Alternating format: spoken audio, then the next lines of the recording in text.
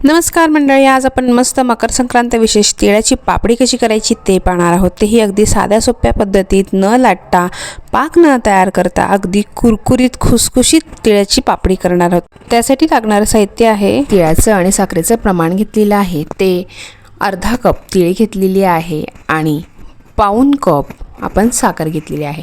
या ठिकाणी मेजरिंग कपच्या प्रमाणात अर्धा कप एवढी तीळ आणि 1/3 कप एवढी साखर मी घेतलेली आहे। जर मेजरिंग कप नसतील तर तुम्ही घरातली 1 वाटी तीळ आणि पाऊण वाटी साखर घ्यायची आहे आणि चिक्कीप्रमाणे ज्यावर आपण ही पापडी करणार आहोत त्याला तूप लावून घ्यायचं।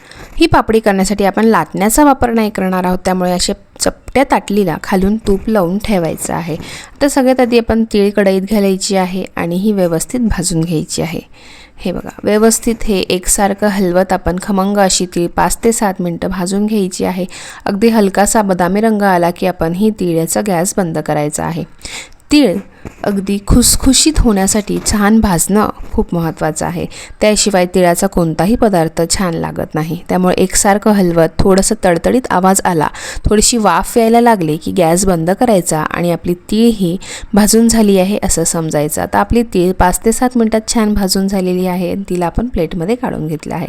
आता ह्याच गरम कढईत साखर घालायची आहे पाऊण कप आणि आपण एकसारखं हलवत हिला देखील छान वितळवून घ्यायचं आहे। सुरुवातीला ही थोडीशी फुलून येईल आणि जसं जसं हिला पाणी सुटेल, वितळायला सुरुवात होईल, तसं तसं तिचा आकार कमी होईल आणि ही छान अशी वितळून पूर्ण होणार आहे। हे बघा, उलटण्याचं आपण जे साखरेचे कण आहेत ते ह्या वितळलेल्या साखरेत घालायचे आहेत, ह्या मिश्रणात घालायचे आणि एकसारखं हलवत हे मिश्रण व्यवस्थित पातळ करून घ्यायचं आहे। हे बघा, अगदी छान ही साखर वितळवून झालेली आहे। आता यामध्ये भाजून घेतलेले तीळ आहे ते घालायचे आहेत। आता हे तीळ आणि वितळलेल्या साखरेचं जे मिश्रण आहे ते पटकन एकत्रित करायचं आहे। व्यवस्थित एकत्रित करून झालं की आपण आता पुढे एक ट्रिक वापरणार आहोत, जेणेकरून तीळ पापडी होते तोवर हे मिश्रण कडक होणार नाही, अगदी छान गरम राहील आणि यातली साखर कडक होऊन हे मिश्रण कडक बसणार नाही। तर त्यासाठी जी ट्रिक आहे ती म्हणजे खाली एक कढई घ्यायची, त्यात पाणी असं उकळतं ठेवायचं आहे, गॅस मध्यम ठेवून हे पाणी उकळत राहू द्यायचं आहे आणि त्यावर आपल्या ह्या मिश्रणाची कढाई ठेवायची आहे। ही ट्रिक वापरल्यामुळे आपलं जे मिश्रण आहे शेवटची आपण तीळ पापडी करतो तोवर अगदी गरम राहील, कडक पडणार नाही आणि अगदी छान बारीक अशा तीळ पापडी तयार करायला आपल्याला मदत होईल। तर एक चमचा घ्यायचा आणि त्याने एक छोटासा उंडा घ्यायचा मिश्रणाचा, थोडासा याला आकार देऊन घ्यायचा गोलाकार आणि ज्या प्लेटला आपण तूप लावलंय त्या प्लेटेवरती प्रेस करायचं आहे। बस एवढीच ही प्रोसेस आहे आणि अगदी बारीक अशी आपली तीळ पापडी तयार झालेली आहे। हे बघा, अगदी आपला बोट दिसतोय इतपत ट्रान्सपरंट अशी पातळ अशी तीळ पापडी न लाटता तयार झालेली आहे।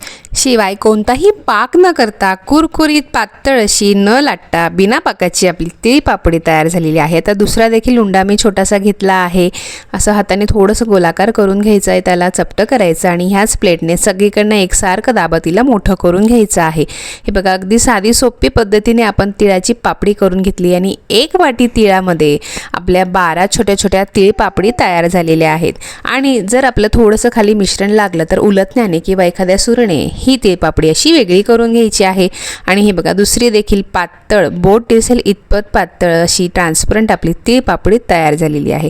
तर ह्याच पद्धतीने आपण पुढच्या देखील तीळ पापडी तयार करून घेणार आहोत। तर घरातला एखादा पोहे खायच्या चमच्याने सुद्धा तुम्ही छोटासा उंडा घेतला तरी देखील चालणार आहे। हे बघा, अगदी जवळून तुम्हाला दाखवते, अगदी साध्या सोप्या पद्धतीने उंडा घ्यायचा, त्यावरती या प्लेटने असं प्रेस करायचं, सगळीकडनं असं गोलाकार फिरवायचं आणि तीळ पापडी तयार करून घ्यायची आहे।